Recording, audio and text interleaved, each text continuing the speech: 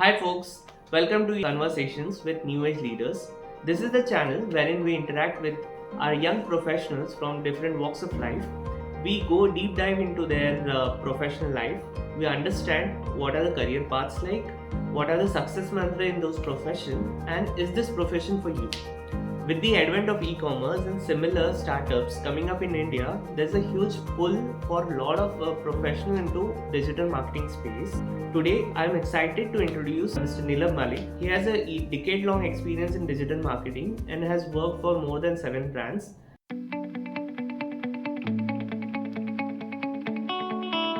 2014 I passed out from IIM Bangalore, and that time we had marketing as a biggest subject, but of course digital marketing was not so much discussed in our classrooms.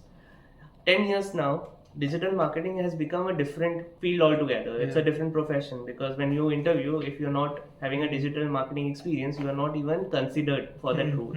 So 10 years down the line, I am a MICA grad, completed in 2014, about a decade of experience in this field now.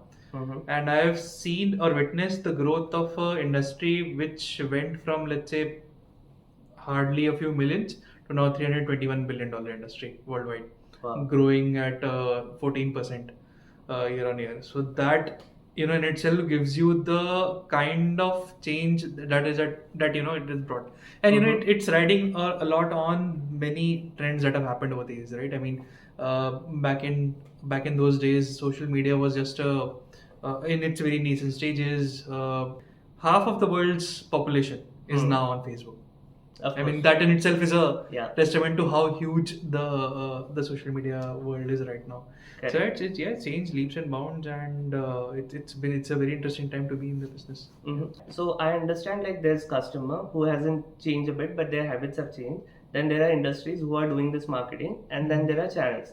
So earlier we had ETL, BTL, we used to do TVCs, we used to do hoardings and newspaper and print media and SMS and those kind of things. During this 10 years, a lot of money has been driven to social media from the conventional thing. So is that the only thing which has changed, or do you feel there are other things which has added in the complexity of marketing? No, I think the entire mindset now has changed. It's become a digital first mindset now. All those things that you mentioned are still being done in a way to either magnify or complement digital. It used to be this is let's allocate 5-10% to digital just for the sake of it, do it. Correct. From there on, it's now to come to a stage where e-commerce, you have FMCG, you have digital. All these companies now think digital first, and then you see, okay, how do we augment it with other channels? Because the amount of precision, amount of measurability, amount of trackability that you have in digital, let's say, channels, platforms as a mode is much better than any other channel, and that is evolving year on year. So that shift in mindset is what I've witnessed, and that's been amazing. Oh, that's interesting. Like when you said about how it gives you the predictability and measurability, let's take an example of a company which used to do conventional marketing, and how did it evolve? Like, sure. I mean, there are many such examples. I mean, let's look at, let's say, Maruti, HUL, PNG.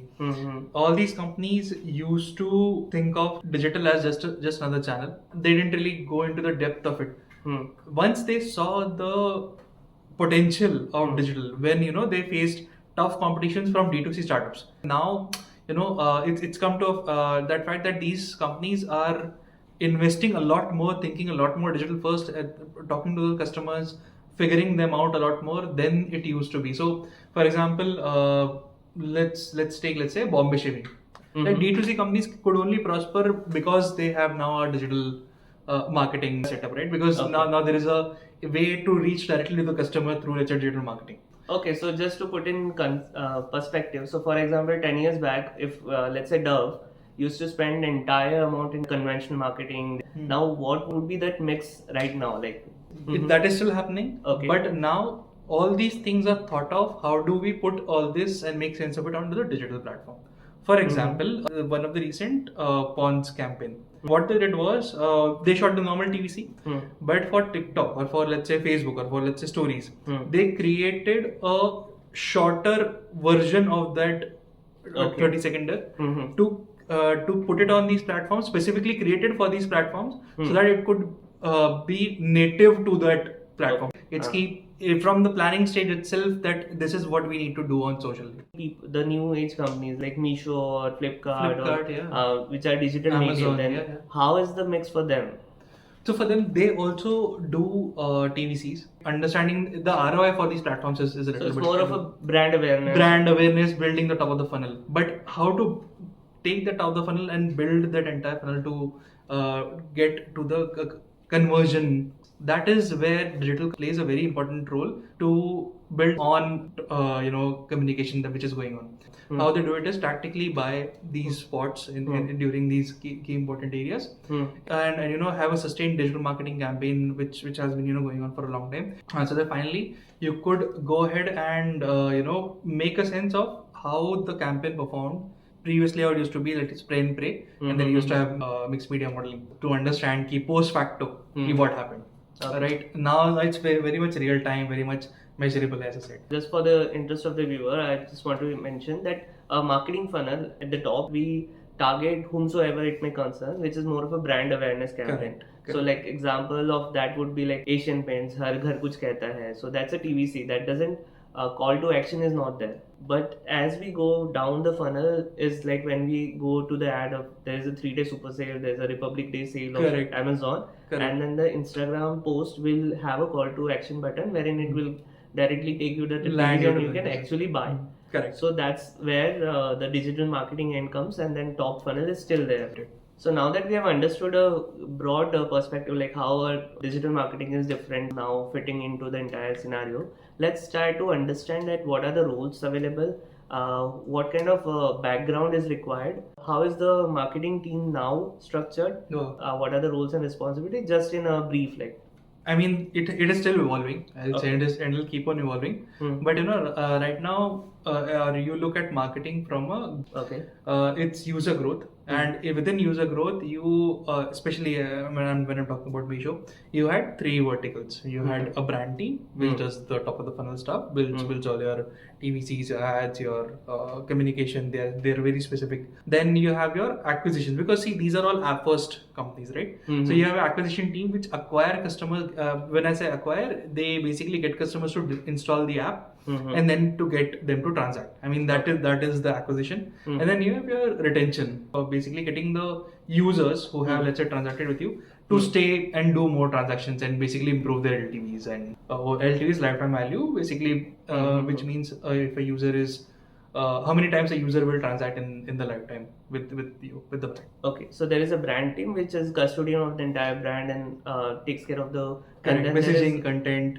Correct. And then there is the acquisition team who takes care of acquiring new customers to the platform, and then there is a team dedicated for retention. Correct. Who takes care of the AMS and those kind of things. The company we talked about is only digital, but if it has omni-channel or a physical footprint, then what additional would be a part of marketing like? If you talk about other platforms which have both a retail and a, let's say, offline and online presence, there would be teams which again work in tandem with each other, but there would be brand teams, category teams, and offline teams which come into picture as support. Let's say they still think digital first. Correct. But they have understood that being present retail also is very important. For example, if you look at Bliss Club, which talks about women's activewear, they have started coming up with stores. Bombay Shaving is bringing up, and then there is in Dubai, if you want to talk about, there is Aiva.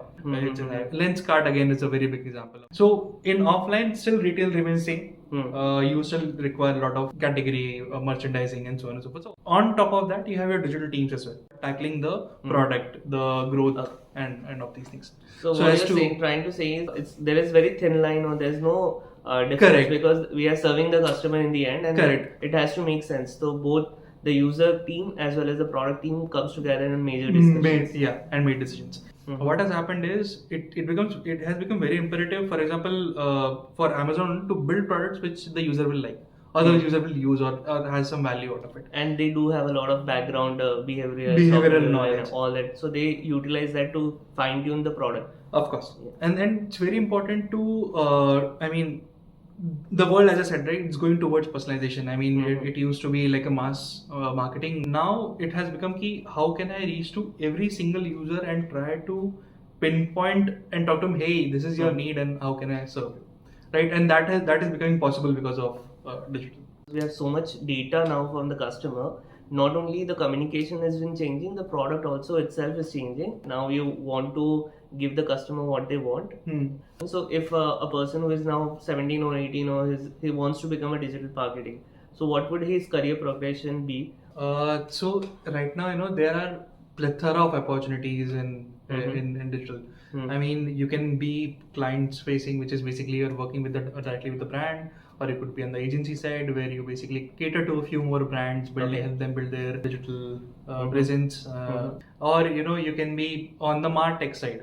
Marketing tech side, you can be in the solutions, which are basically you're building solutions to enable digital marketing in a Okay. way. So three things. One is either you can be in a marketing agency who is like who takes outsource product from the customer. The second is when you are in the client and you are doing the digital marketing for your own employer. For your business, And yeah. third is like in the solution or a tech space. I also want to know like what is the education required or Digital marketing requires a very good understanding of the digital world, and an engineer, say, working on codes, working on this, is much more adept to the digital world than, let's say, a person who has not really worked a lot in the digital arena or the digital space, especially for martech. I'm saying it because sometimes in martech you need to have a basic understanding of the scripts, the codes. So it for an engineer it becomes a little bit simpler. However, having said that, social media marketing does not really require you to have a engineering background. You can just be wherever you are, and if you're passionate about social, you're passionate about building good content, you're all set for social media. And is MBA required for being a good digital marketer? I would say no. No. But MBA does help. Yes. Mhm. And it's very imperative. It's also a very important skill for any marketer. To connect that digital world, I mean, whatever you're doing to, and make business instead of it. Okay. Right. Understood. Makes sense. And Yeah. that is where your MBA kind of helps you, because it gives you that background of how does a business run, what are margins, what are net margins, and Correct. it gives you that platform. Both normal marketing and digital marketing is not something which you can read and like do the learn through the theory and do the practice. It's more of a specific skill which you learn on the go. You're absolutely right. There is no one particular course that I can say कि अच्छा ये कर लो. It's you can read up a lot, but it's like swimming, right? You will learn swimming only when you get into water. Okay. You do it yourself. So what would be like one or two suggestions for those people who want to shift their career into digital marketing, has no background of digital marketing? What could they do? So the best way, the easiest way is through an agency. There are digital marketing agencies. Work there for 1-2 years, understand the basics, build your basics well, have a strong foundation. Learn from your seniors. Try and get as many projects as possible, because every project in itself gives you a different kind of understanding of the industry, right? There are many ways to it. For example, there is SEO, there is SEM, there is SMM, there is email marketing, there is CRM, there is That we have influencer marketing, marketing, affiliate marketing. I mean, there are so many ways. Try and get a look and feel of what's there, right? That's the simplest way. And then from there on, you can understand, okay, where are your inclinations? Okay. What do you want to do? Do you want to become a domain expert in a particular way, or do you want to, let's say, be on the business side, be on the client side, and I just love business, and I want that business to grow that business online. That is where my forte lies. So you can think on those lines also. It would be interesting to know like what was your journey like. It's been a long time. So after 2014, I started off with Millward Brown. Now Kantar. It's a part of the WPP group. Yes. It's in market research, right? Okay. There I worked as a marketing sciences associate. Basically, we build marketing models for brands like Honda, for the brand Activa, Pepsi, Coke, and I assume it was not a digital marketing, it was market research. It was market research. So basically we build affinity models for them and market mix modeling for them. तब पता चलता है अच्छा digital marketing ऐसा कुछ होता है, and this is what you do, and उससे ये सारा data आता है. My inclinations were always towards how a business is run versus how, let's say, I do a market research or build those questionnaire, build that intelligence. At the end of the day, I don't know how did you implement those solutions and what profit did you get, right? Okay. So that little bit did me a bit. So I was fortunate enough to get into Square from there on. Again, Square is a B2B and a B2B2C, let's say, real estate firm. And Square basically gave me a good platform where I could build my basics of digital.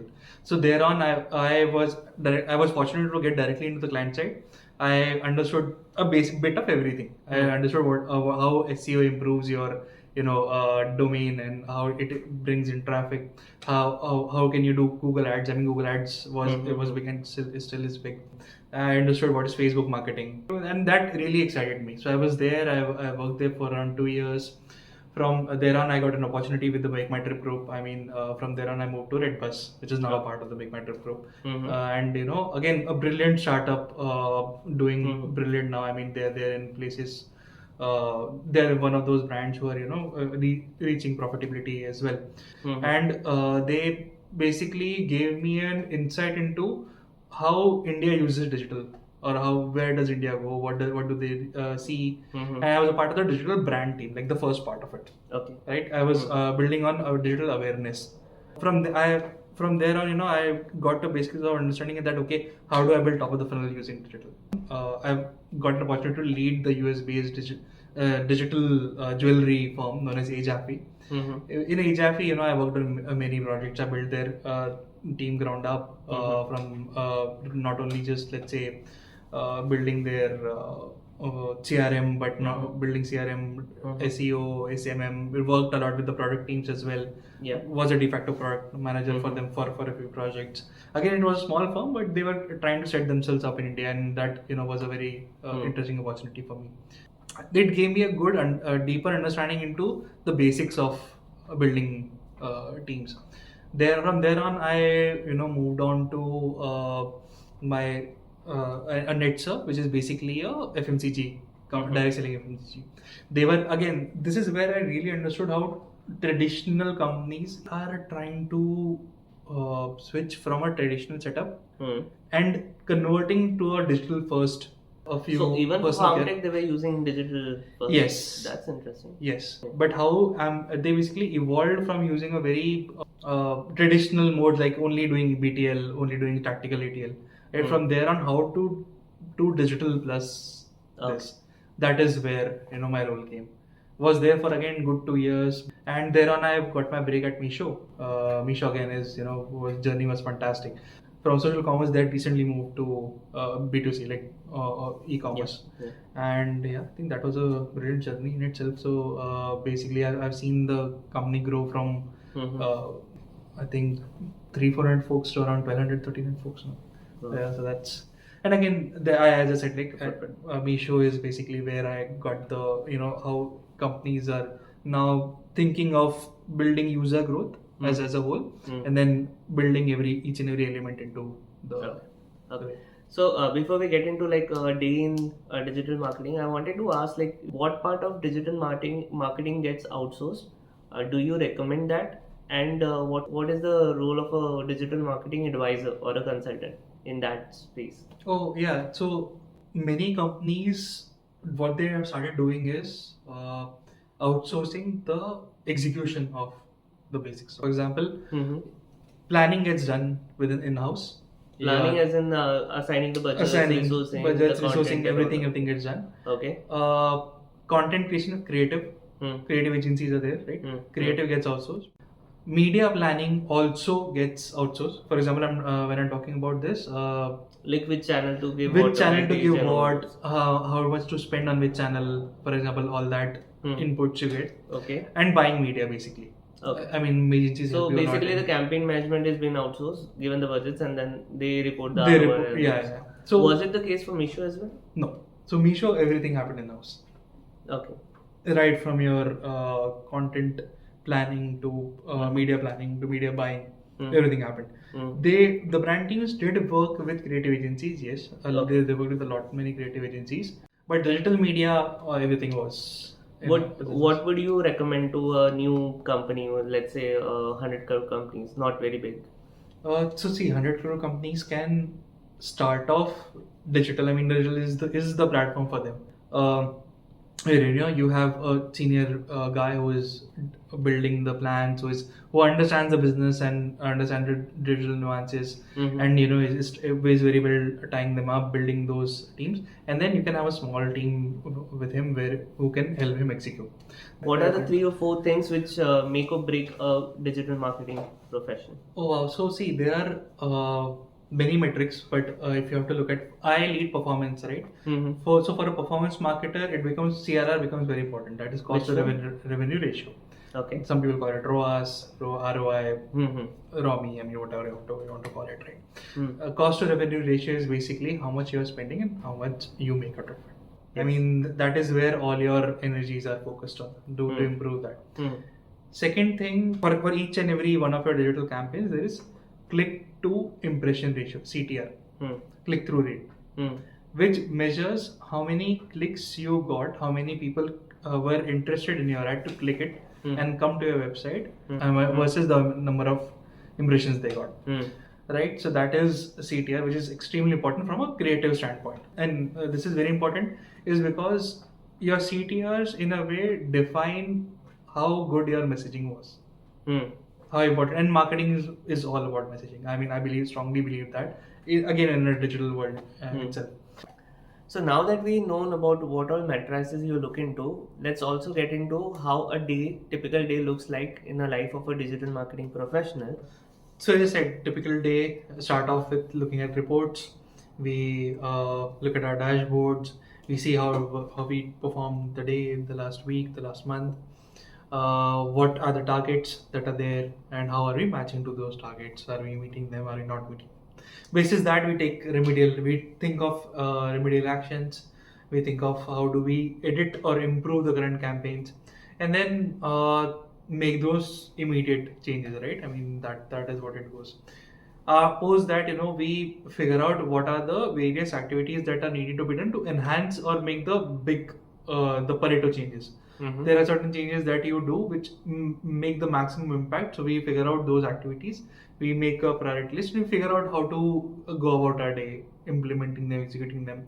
There are many things. You work a lot with cross-functional teams. You work with your storefront. You work with the product. You work with your business. You work with your finance, and you basically have various, day in day outs planned with them. You work a lot with your creative teams. You have a daily connect with them. You understand. You give them your requirement. You understand what are their thoughts on what how we are doing things. One thing is that you're the revenue center of the company. You are the people who are bringing in the revenues. So it's very imperative that you stay on top of things which other teams are doing as well. For example, if your merch team is bringing in some really good, cool products, you should be the one who knows this, and you need to put it out ASAP. Exactly. Right? Yes. Right, and that is one. Second thing is like if so, let's say there is a new MarTech platform which is coming, and you need to negotiate. So you need to have your finance guys blessing so that you can get that integrated, right? So you have to be on top of each and everything which is happening, and of what is happening in the company as well. So what could a typical digital marketing profession earn for you? Like let's say a starter salary, mid management salary, and what would be the topmost, like where you could see yourself 10 years from now? So in India, you start off basis, what kind of an educational pedigree you have. So there is a little bit of education. I mean, MBA really helps in that way as well. Okay. Yeah. But let's say in general, you start off with a salary of around 5 to 7 lakhs. At a basic entry level. From there on, you can move into, wherever you move. For example, agencies typically tend to pay less. Okay. Brands pay more, but brands require you to have some kind of experience. So in that sense, I think it's more or less the same as software engineers, or slightly better, because Slightly you have better. a postgraduate and all. And then I think it would be exponential, because when it's more of like you mentioned, it's a revenue generator for the company. So if you're good at this, and then you are able to crack or do justice to the entire ROI bit of it. Correct. There is a concept known as T-shaped marketing. So basically, everything, you have a basic understanding of everything, but you go deeper into one of your skills. For Okay. example, you can go deeper into SEO. You can become a very specialized SEO, and if you are able to that, you can then command price. You can then, if you are one of those top guys in the world who is like one of the best SEO executives there, I mean, sky's the limit for you when it comes to. I mean, you can start up your own business like that, and then you can you get clients and you generate revenues. Again, similar goes for SEM guys as well. If you're one of those guys who's like very good at Facebook or Google marketing, or like Snapchat, TikTok, paid marketing, Okay. or Martech. Again, you can go ahead and mint money if you're one of those top guys in the world. You have that kind of command kind of. So I have to ask this: where do you see yourself 10 years from now, or let's say 5 years from now? As I said, I always wanted to be on the business side of things. Okay. I love how marketing ties into businesses and drives revenues. So I see myself becoming CMO, of one of these big five or big 10 companies in the world. That is my goal in life. But I mean, I'm already at a place where I'm leading performance for a fairly sized company. So it basically helps me build in that my experience for the next, let's say, 10 years.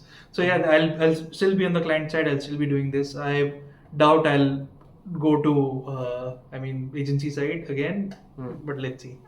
I think we have covered a lot in the digital marketing space, and sky's the limit, and there are a lot of topics which we just touched upon, and we could go deeper into it. But just to summarize our discussion, I would say that we started with like how is digital marketing different and how it has evolved, pivoted out of the marketing space in the last 10 years. We also spoke about what all industry players are. There are channels, there are client, there are consultant, there are people who have and how all this ties back. We also spoke about what all matrices we look into, how what kind of education background or qualification is required, where is it leading, and then how the marketing funnel looks like, and where do we fix in our digital marketing. So I think it's a good start for anyone who wants to learn about digital marketing or who wants to perceive this as a career. The best thing about digital marketing right now is it's at that sweet spot where saturation isn't in sight. For any person. I mean, you can grow exponentially in any direction that you choose. Because it's a new field, and there are not many people who are having 10 years or 15 years experience, and even the players in this like TikTok, everyone is evolving. Everyone with the advent of AI, with the advent of all this MarTech, things are getting very much detailed, very much complicated. So there's always a need of new player who can absorb this complexities and can drive those ROI. What used to work 3 years before won't work Might now. not work. Might not work. Definitely, actually, Yes. doesn't work. And then even as youngster of like 25, 20 years age, he can still crack like a CXO position, and then he can make money out of it. So I think let's wrap it over here and keep few things for the next time. And thank you everyone who has been listening to this podcast. Thank you. Thanks a lot. Thanks, folks.